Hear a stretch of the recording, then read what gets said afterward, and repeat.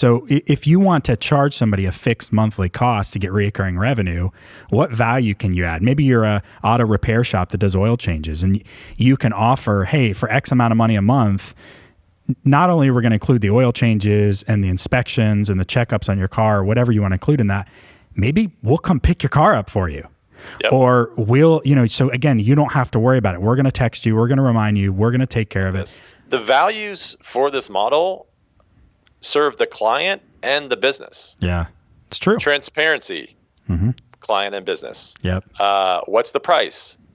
The business doesn't have to explain their price over and over and over again, and the client can see the price. Like, that's the other thing I like about it. It's that it's just everybody wins.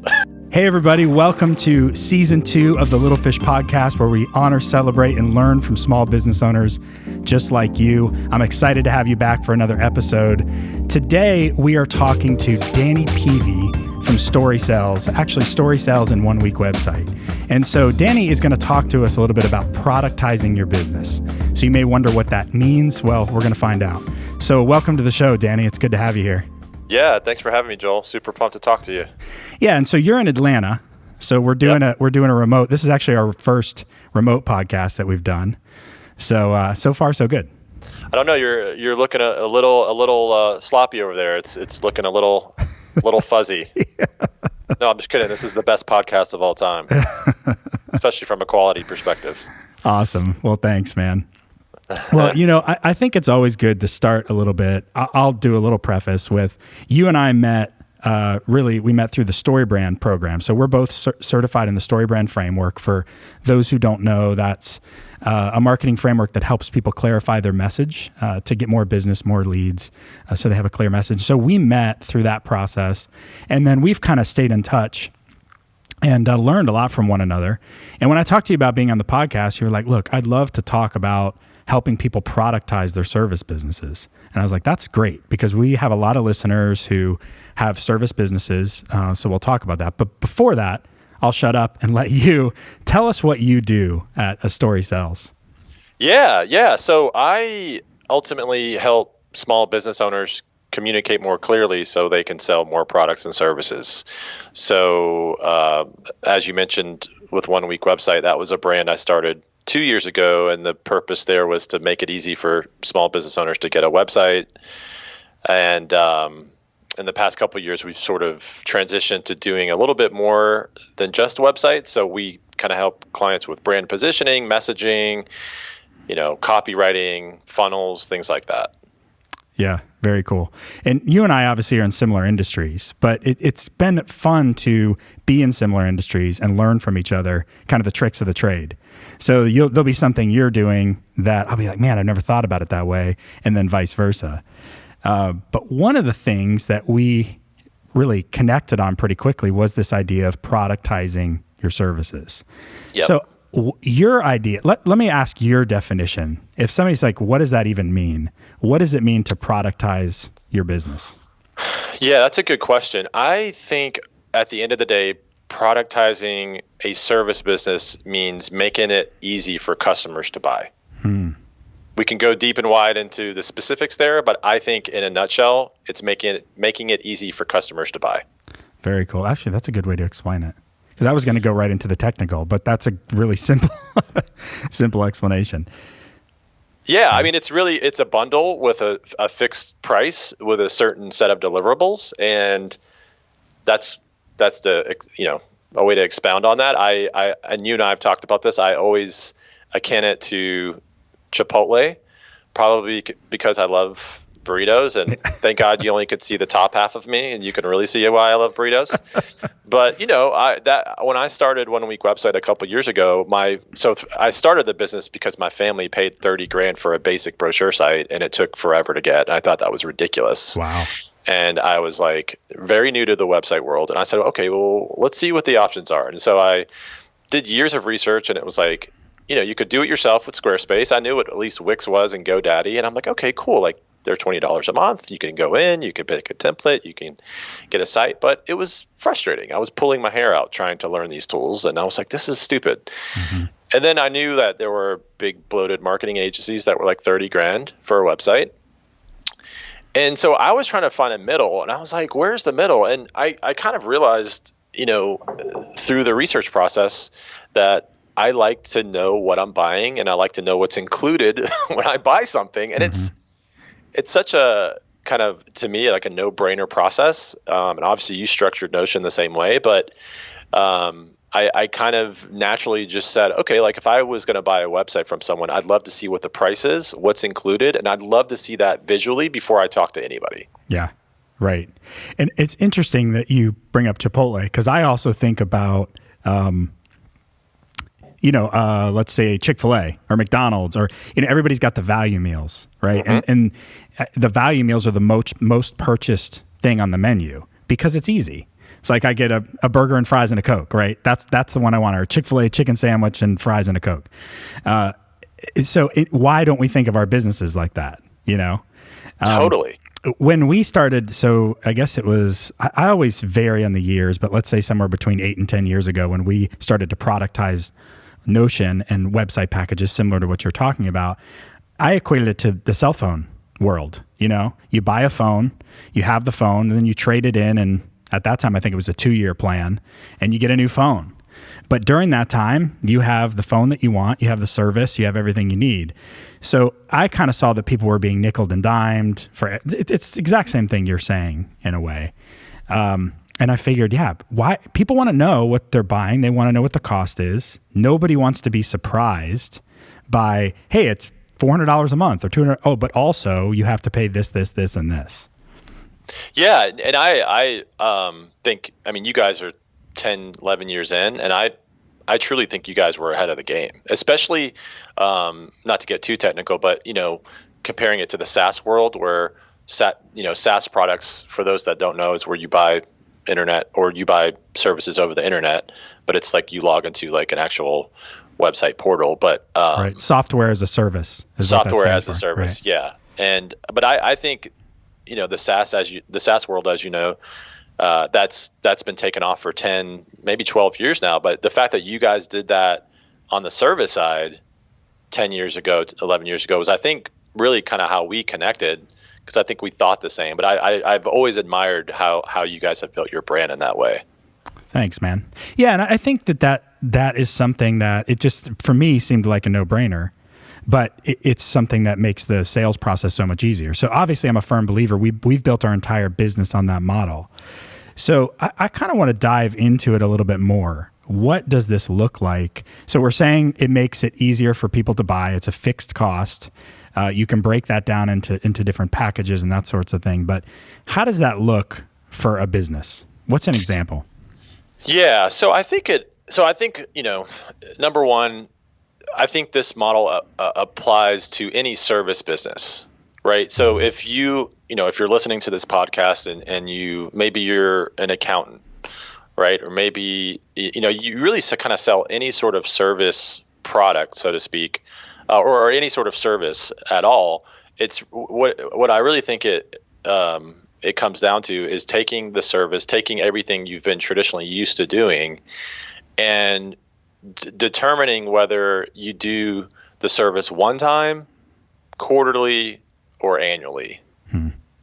And then taking those sort of 3 buckets and beginning to kind of maybe come up with some packages, maybe starting with 3 packages, and formulating kind of an offer. So for example, if let's take websites. If somebody's used to designing websites at $100 per hour, and that's a service they provide, well, that's great. But if you just say, okay, well, I do a lot of 5-page websites. Well, what if a 5-page website was $5,000?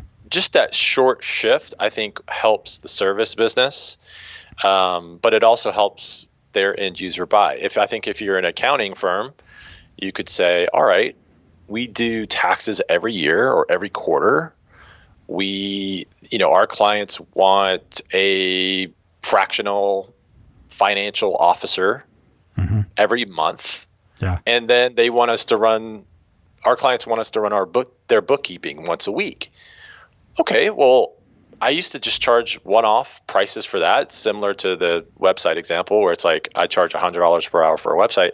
What if you could take your accounting practice and structure 3 packages, low, middle, high, to where the entry level is something that everybody needs, but you kind of build your packages from there, and then it's you have to explain less. You have the transparency with the client, right? I mean, everybody ultimately wants to know how much is it and what do I get. And so exactly, yeah. That's a kind of I guess an example of how maybe an accounting firm could do it. I think like a video person could say, okay, I charge however many per hour to do editing.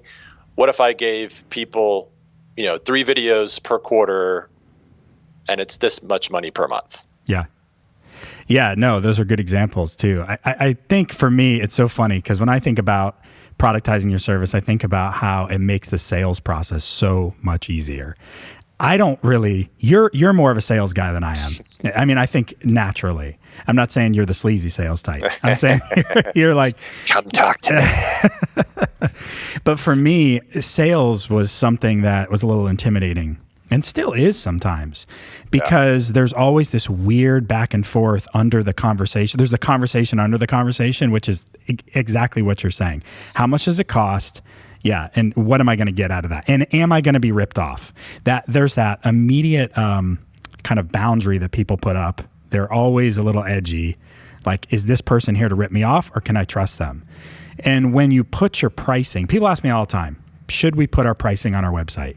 And I want to say yes, but don't put it on your website until you really take the time to figure out everything that's included in those packages and get that right. Then yes, put it on your website because your sales process, a couple of things, it makes the sales qualification process clear. So if people can't afford your product, they're automatically going to see that. If they can, they're going to be interested. It also makes it easy to sell because you're not having to, well, what about this? Ask all these questions and then put together a custom estimate or proposal. So yeah, the whole process is easier from a sales perspective. But anyway, I don't know if you want to add to that at all. But yeah, no, I agree. I mean, it was funny. I didn't know that productizing your service was even a thing in the internet world. I kind of just naturally thought about, again, like, how do I want to buy? And you brought up Chick-fil-A and Chipotle. I mean, when I go into Chipotle, I walk in, there's hit music, it's relaxed. It doesn't take a long time. The price is affordable. The ingredients are great. But you know what? I walk up to the people building the burritos. And I look up and I see step 1, pick your base, burrito, taco, bowl. Okay. Like that helps my brain.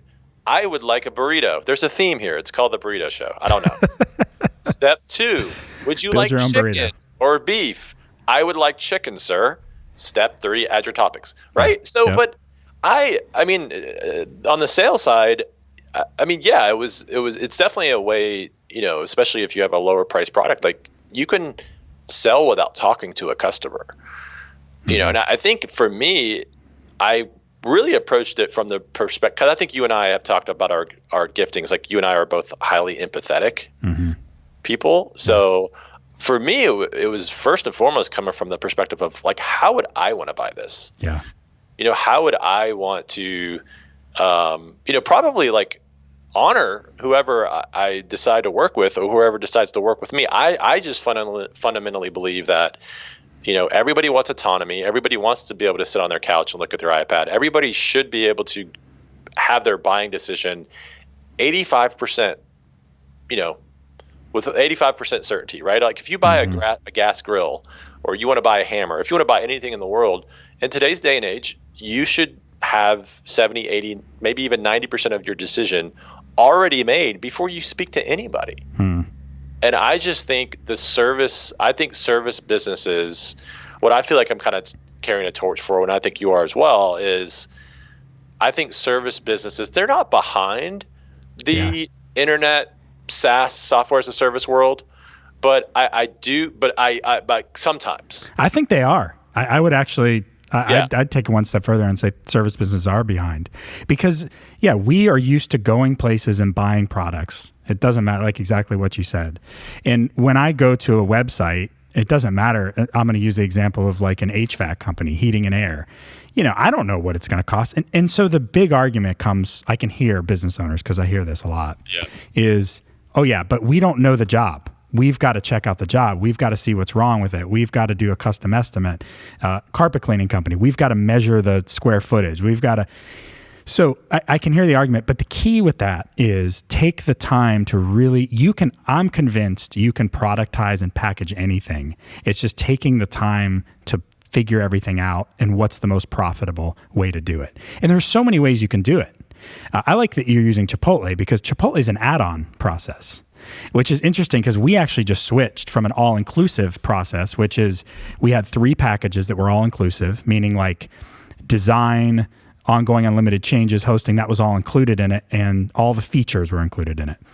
But we actually just recently switched to an add-on. So we have a base package, the burrito, what's your shell, what's your salad, right? Or what's your base, salad, shell, rice, whatever. And then the add-ons on top of that. But either way, you still have a clear picture of what the product actually is and what you're getting for it and what it's going to cost. Yeah, and I love that you guys have done that. And I don't know. I mean, I'm bullish on it. I mean, obviously we're talking about it, but I think most, I have a client right now that's a financial planner. He did it, and he did it for, I mean, he did it for the same reasons. It was like people go to my website. He doesn't want to talk to people that have $1. Yeah. And so I generally agree. I think most service businesses can be productized. I think the ones that have very, very custom, like if you, right now I'm working with a company that does steel, right? If you're cutting steel for a big building and, sure, right? Like you can't quote unquote productize that. But I think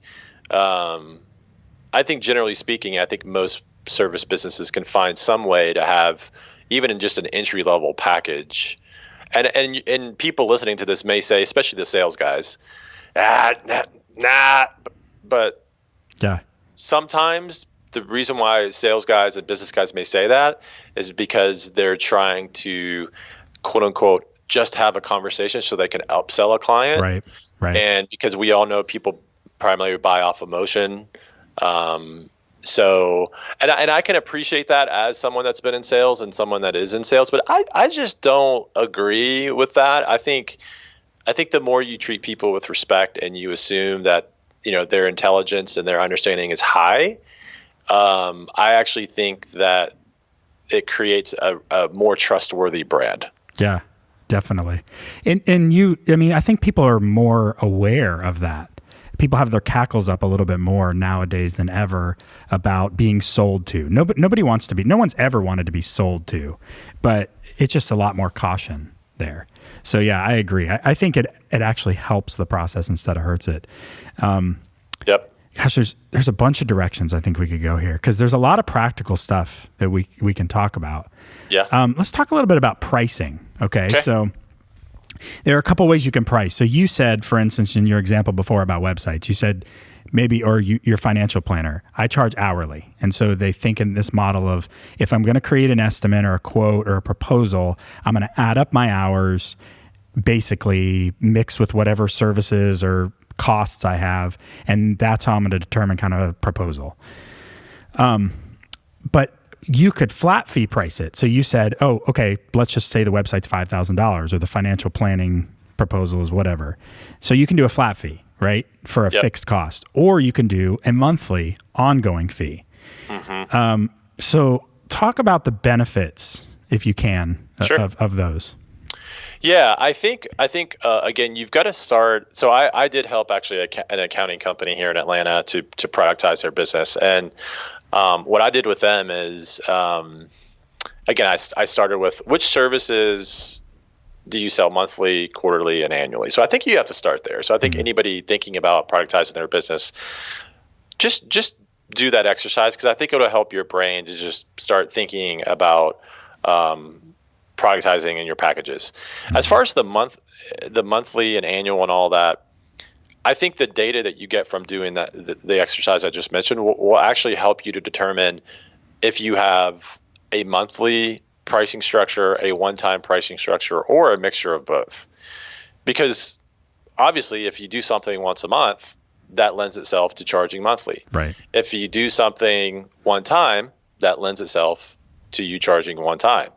I've played around with all the above. Mm-hmm.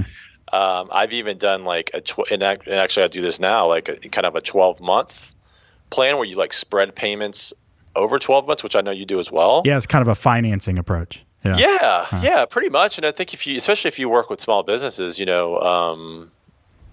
that's the other part of it is you're kind of helping a small business owner to have one OpEx line item mm-hmm.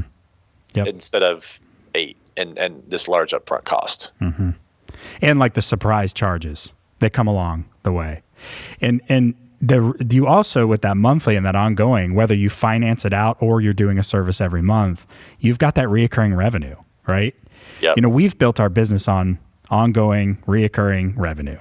Yep. And there are so many benefits of that. One of the benefits is how much money's coming in, give or take, every month. I mean, you never really know. Things change, but so much more than selling these flat fee things. But I think if you go the monthly route or the financing route even, whether you finance it or you provide a service every month, you've got to offer a ton of value in that price point. Because at some point, people are going to go, okay, great, I'll pay this for 6 months, but do I really want to pay it for 12 or 18? Our packages are 18 months. Why do I want to do that? Well, what are you including, in that package? One of the questions we get a lot is, okay, great, you charge $300 a month or $500 a month. What's the upfront cost?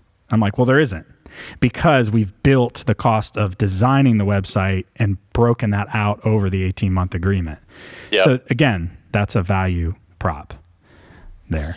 Yeah, no, 100%. And I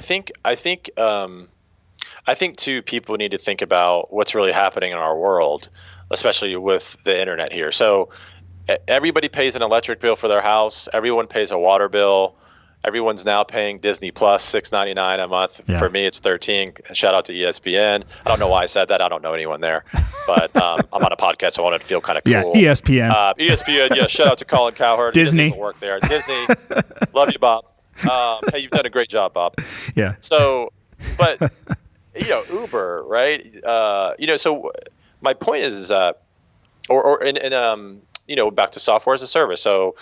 For those, again, that may not know what that is, just consider Netflix software as a service, right? You're buying a service over the internet. Mm-hmm. So my point is that we are all kind of psychologically moving and have been moving this way for years into this idea that I just want to pay for the fractional amount of services that I use for my particular situation. Mm-hmm. So services are getting uber personalized, mm-hmm. but they're getting uber specific, right? So like if I only use, 1 kilowatt of electricity per month, I only want to pay for that. Yeah. If I want to get a website and I only want like a 5-page website and I only want this and I only want that, like, okay, you should only have to pay for that. So I think with service businesses, I just kind of see, again, I'll pick on the accounting world. There are tools, the software as a service tools right now, let's say for bookkeeping, where you could pay $100 a month, $150 per month, and you get the bookkeeping services that you need based on the amount of revenue you do. That's mm-hmm. it. Mm-hmm. You don't have to really talk to anybody. It's all done for you. You don't have to think about it. It's like a concierge service. It's white glove. Yeah. Well, if I am an old school, quote unquote, accounting person or a bookkeeping person, and I go to my client every month and, hey, Danny's here in town and he's going to help us with our bookkeeping. That's great. I don't think there's anything wrong with that.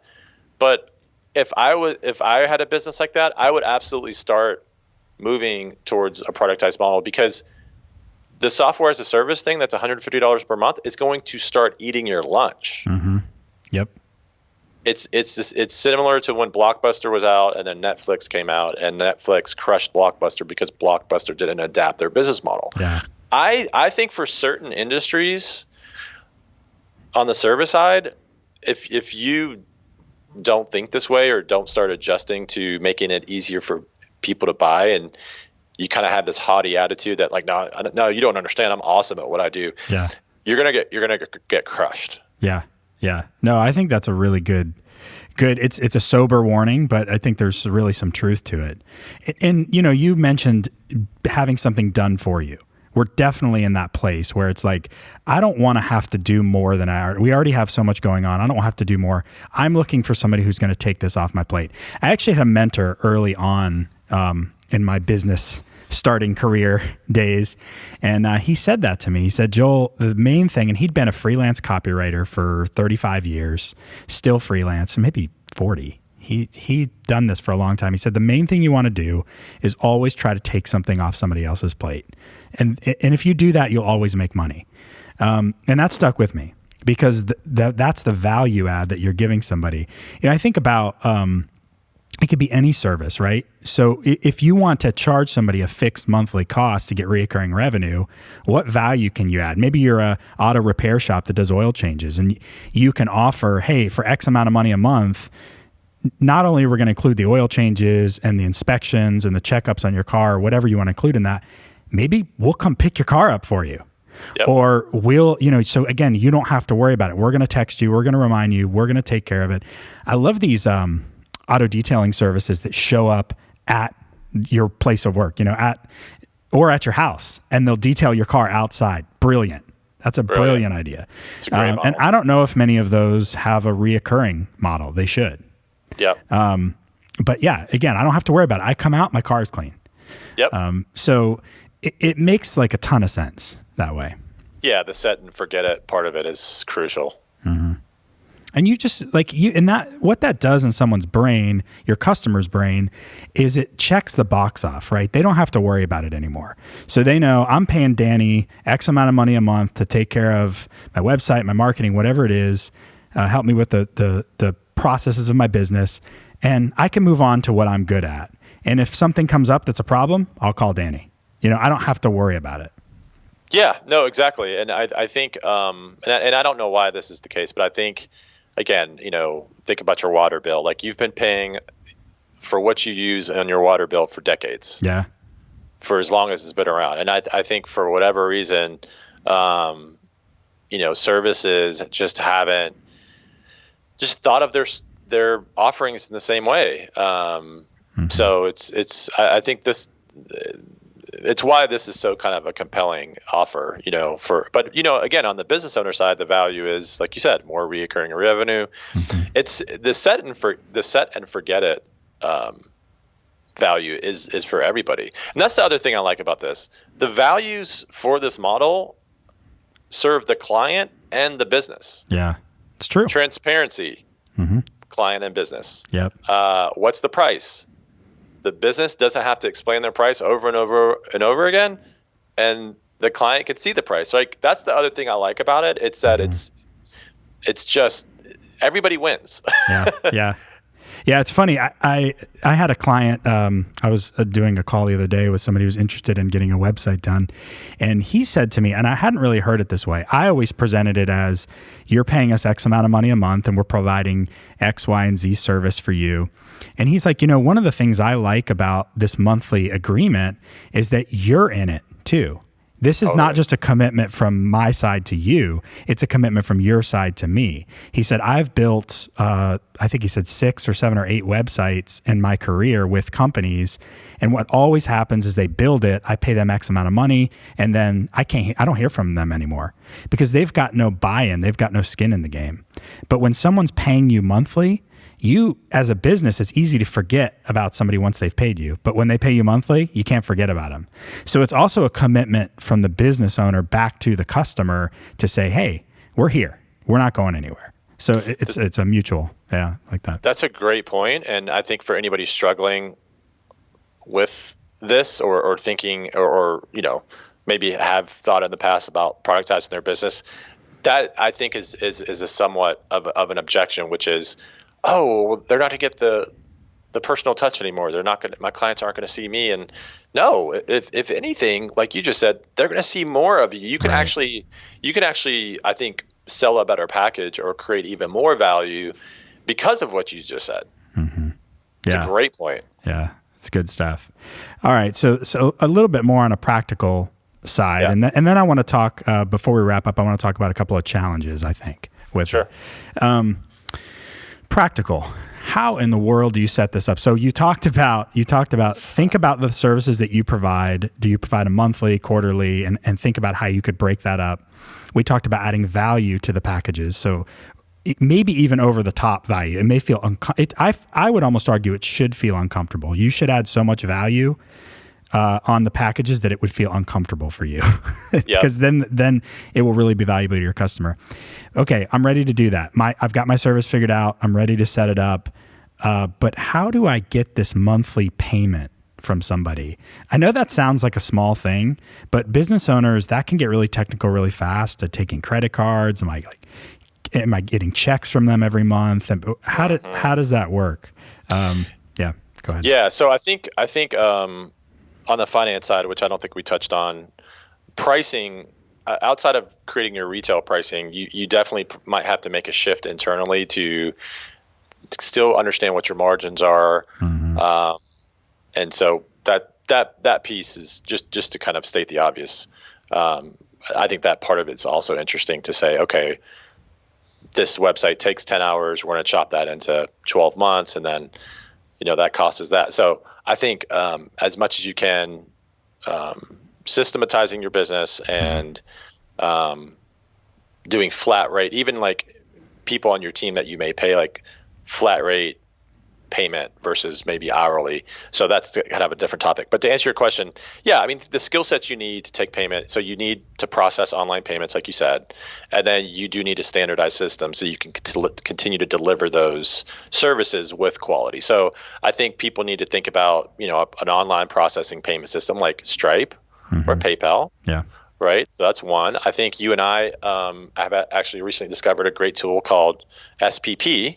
Right. I don't know if you want to talk about that. But yeah. Service Provider Pro. Yeah. That tool is amazing. So if you get a Stripe account, which Stripe is an online payment processor, I'm just kind of getting right into the nitty gritty, like you said. Let's get into it. Because I get these questions all the time, and they don't charge a monthly fee; they just charge a percentage of the credit card transaction. Because look, people want to pay credit card, they want to pay debit card. Little side note here, I get an objection a lot of times. Yeah, but the credit card fees. Yeah, it's like, look, this is a cost of doing business. In the long run, it's going to make you so much more money dealing with some credit card fees than have to deal with collecting checks and the fact that it affects your cash flow and people don't send them and the checks in the mail, right? Mm-hmm. So get a Stripe account. But Stripe is a payment processor. It's not the most user-friendly by itself, I would say. But we came across, and you really introduced it to me, Service Provider Pro. And actually, I'll put an affiliate link in the description for this podcast. It's awesome. I mean, like I said, we've been doing this for almost a decade, getting monthly ongoing recurring revenue payments, and Service Provider Pro made it easy. It's a dashboard where you can manage your customers. They can sign up. You have tons of options in terms of monthly versus one-time fees. It just makes the sign-up process really seamless, I think. It's the best I've ever seen. Yeah, so you can just add it to your website. People can go, they can sign up. It links to your Stripe account. Money goes into your bank, the next day, and boom, It's awesome. It's pretty awesome. I mean, you and I, like we've said, you've been doing it 10 years. I'm 2 years in. I think you would agree if we had this tool 2 years ago and 10 years ago, it's so easy. Yeah. So plug for them over there. And what's his name over there at Service Provider? I think it's Chris. Chris. I think it's spp.io, which we can confirm here. Yeah. spp.co. .co. Okay. Yeah. So I think those are two things. You need an online payment form. You need a tool or some way to standardize the system. I would also say a skill set people should think about is a pricing page. Being able to write sales copy. Yeah. So that you may not have to talk to a customer. Right. And really visually showing your bundles and your packages in a way that makes it easy for people to buy, but also doesn't make it overwhelming for people. And I've been guilty of this. I mean, I've had umpteen iterations of this with StorySells. We're actually updating our website now and kind of productizing the business and recreating our packages. I know you guys just went through that too. Right. But I think for people that are new to this, the other thing to think about is you're going to be tempted to put a lot of words and data and bullets like on the screen, and there is a little bit of an art and a science around, okay, when do you include the fine print stuff on the contract on the back end after somebody agrees to the sale, and then how do we give people, like on the website on the pricing page, just enough information to understand what it is without overwhelming them, so that they get in touch with us if that's the way your sales process works, or so that they buy now if that's the way your sales process works. Yeah, I love that. I'm really glad you brought that up, because even if you can, the ideal is to sell, people are ready to buy by the time they call you, or they buy without calling you.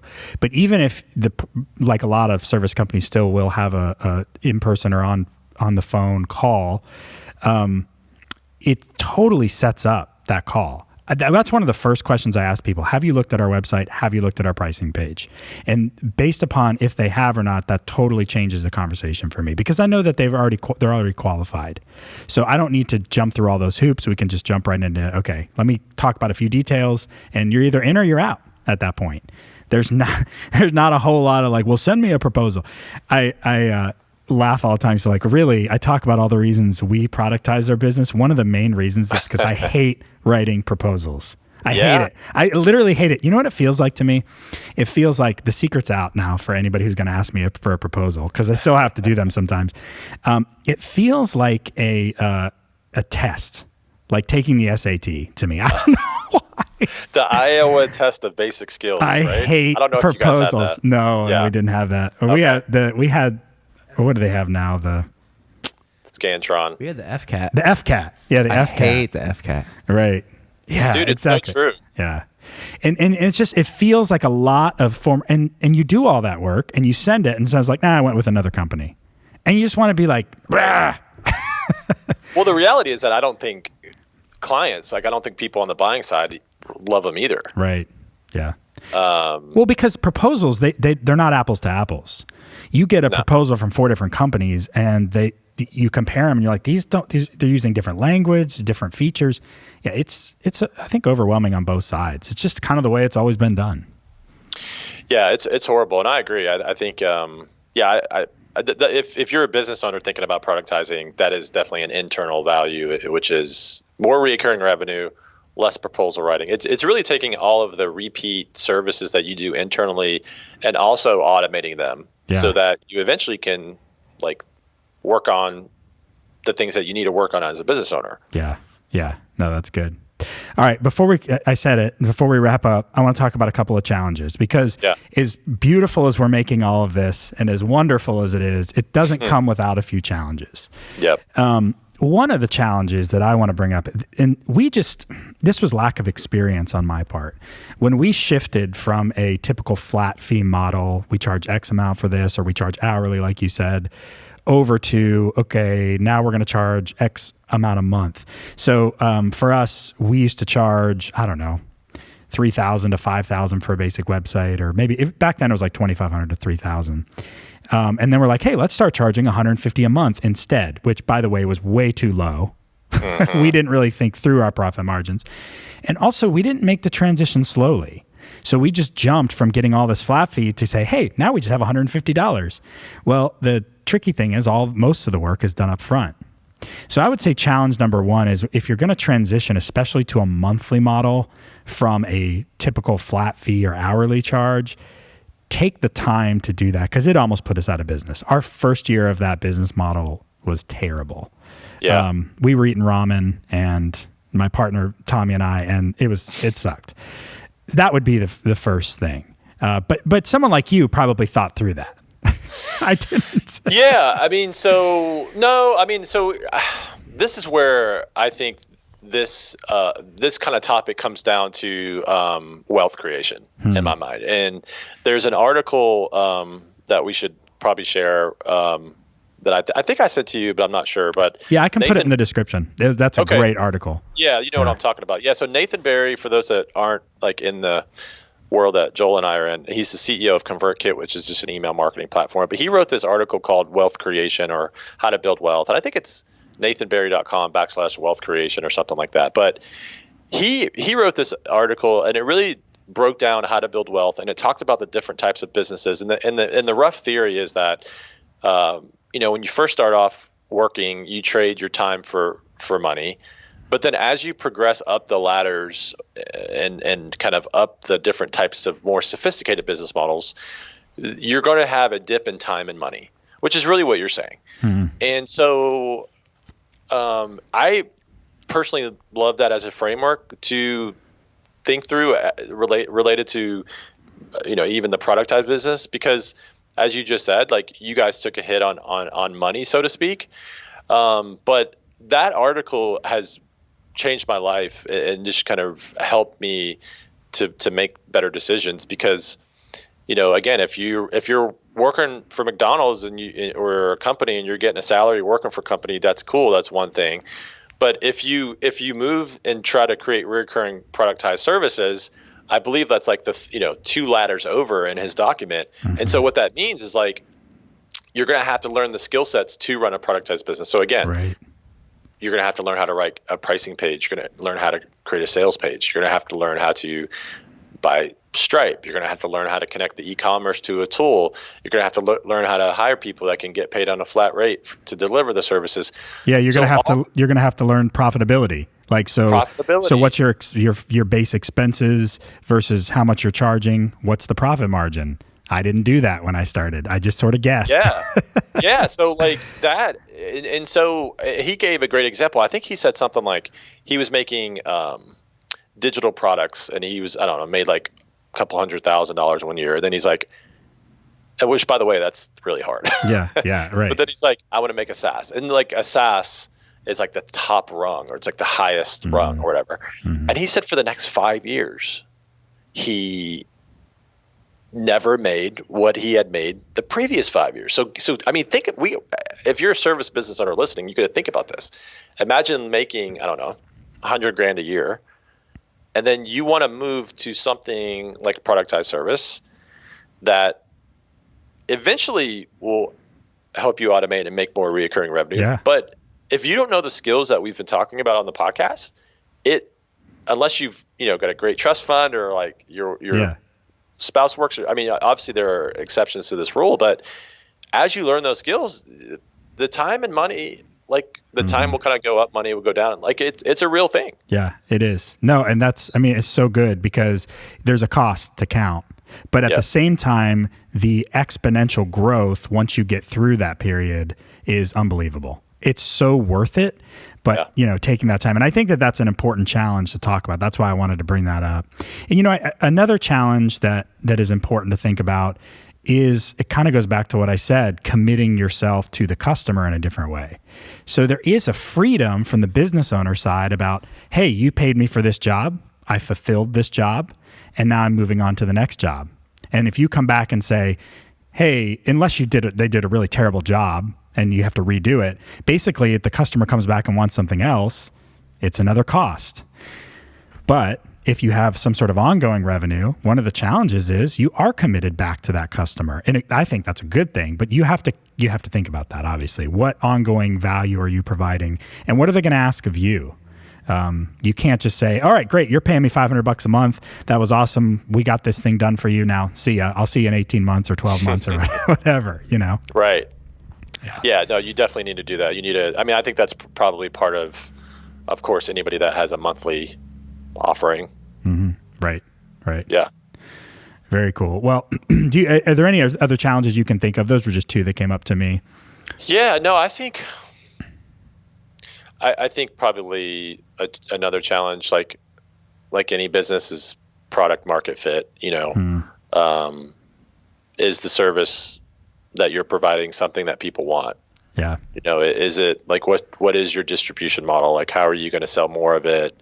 But I don't know if that's exclusive to productized business. Is that Maybe. Yeah, no, I think that's a good thing to think about, which honestly, I feel like we could go on a whole nother podcast talking about that, because that really gets into marketing and strategy, and it's so good. All that stuff's so good to think through. But, in light of us not going on all day, which we could. We could, and we would love it. And we would love it. We would just keep going on and on. Right. I want to wrap it up, but I want to remind listeners of a few things. One is I want to remind you, I'm going to put some links in the description, some of the things we talked about, that article, Service Provider Pro. If you want help with this, let's say you're like, okay, this sounds like a great idea. I want to move my service business into more of a productized offering. How can you help them, Danny? Yeah, so it's kind of interesting. Again, starting off running kind of like a website, 1 week website kind of company, quick websites. But it's obvious that my heart is sort of into doing a little bit more kind of strategic work and helping companies think through this stuff. So yeah, I mean, if anybody was actually interested in wanting help with productization, and even if they just want to start off with like a simple chat and just explore a little bit more around what that may be, they can actually just send me an email. So it's hello@storysells.com. And it's not something that we're necessarily advertising yet at this point. I think it's something we're going to like lead into and get into down the road. But, for any listeners of this podcast that, where this is kind of like tugging at your heart, tugging at your mind a little bit, if you'd like to just jump on a call with me and talk through it, no holds bar. Be willing to do that. So just hello@storysells.com would be the best way to reach out. Awesome. Yeah, no, I appreciate it. Appreciate you being on the podcast, Danny. Love talking with you. I think this has been a really helpful conversation, hopefully for a lot of people. And I hope to have you on again. I think we could tackle a couple of other topics here. But thanks for joining us all the way from Atlanta. By the way, is it cold there right now? It is. Yeah, it's cold and rainy. It's Atlanta's. I don't know. I was going to say a joke, but it wasn't going to work for this podcast. But yeah, no, it's pretty horrendous. It's pretty bad. How about you guys? It's warming up. We joke here. We had in South Florida, our 2 days of winter this week. They're like, we survived our 2 days of winter. It was January 22nd to 23rd. And basically that just meant that there was a high of 50. 50. Maybe it did get down to freezing one night. It got down to like 32 one night, and we're all dying. We're just like, oh my God, it's so cold. We're not going to survive. But so now literally, you guys don't. So do you have much of a fall down there or not? No, really? We don't really have a fall. We have 2 seasons. We have summer that's hot as hell, and we have like kind of a winter-ish, but it's not a winter. It's really more like a spring. Right. Yeah. So I mean, right. You guys don't say winter's coming. You say we say summer's coming. Summer is terrible. We're like, oh God, summer is coming. It rains in the afternoons in Florida. Yes, I feel like it does.